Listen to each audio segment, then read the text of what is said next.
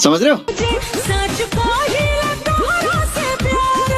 नहीं तो का हाल बा भाई लोग, आशा करतनी कि अच्छा हो कब आ मस्त हो कब। तो भाई लोग जेकर दीवाना पूरा दुनिया बा, जेकर फैन पूरा दुनिया बा, उनका के इंट्रो में तो हम लोग के एकौनी है वो है अक्षरा सिंह, आ साइड में हम तेजस्वी। का बा कि अक्षरा सिंह तेजस्वी यादव के फैन हो गई बाली। तो भैया बताओ जा कहाँ के सही बा, अक्षरा सिंह वायरल बाली कि तेजस्वी सिंह वायरल बना। अब बताओ जा तेजस्वी यादव हुआ। अब बताओ कि ई माने कि जहाज में ये दोनों है के सीन खिंचल बा, लिखल बा कि तेजस्वी यादव के अक्षरा सिंह फैन हो गई। अब बताओ कि अक्षरा सिंह तू खुद माने कि सिंह बालू, खुद वायरल बालू, खुद तू माने स्टार बालू। अब एगो माने कि तेजस्वी ही कतू तू फैन हो गलू। अरे उनका फैन होके के चाहिए अक्षरा सिंह के, काहे कि तू एगो एक्टर बालू, तू एगो माने कि फिल्म इंडस्ट्री में नाम बा तोहार, रोशन बा, इनहू का नाम बा, मगर तोहरा से आगे नहीं खे, आगे तू बालू। ई गलत तरीका बा, लिखे वाला गलत गले बा। आ तू तो ऐसा फौज में माने कहले बालू कि सही में तू तेजस्वी यादव के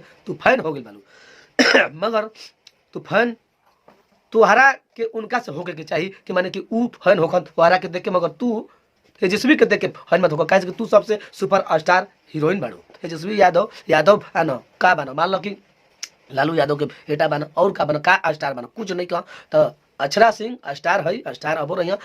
भले मान लो कहीं का सीन जाके खिंचा गई बाटे तो आदमी लिखे वाला लिखले बना कि नहीं अक्षरा सिंह तेजस्वी यादव के फैन हो गई, देख लीजिए ये चीज़। तो हमके यूट्यूब पर ये चीज़ हिलल एक एक, तो हम करें काहे ना आप लोग के रोस्टिंग कराएं कि आगे ऊंचा के बात तेजस्वी यादव अक्षरा सिंह। तो कमेंट करिए वीडियो में और बताइए जी गले वीडियो के एंड करतनी आप लोग के कैसा लागल वीडियो। तो वीडियो के बारे में कमेंट करी। अगर हमारे यूट्यूब चैनल पर नया बनी तो सब्सक्राइब कर दी, अगर फेसबुक पेज पर आनी तो पेज के फॉलो कर दी। हिल तनी फिर कोनो ऐसा वीडियो के लेके, तब तक के लिए नमस्कार प्रणाम धन्यवाद।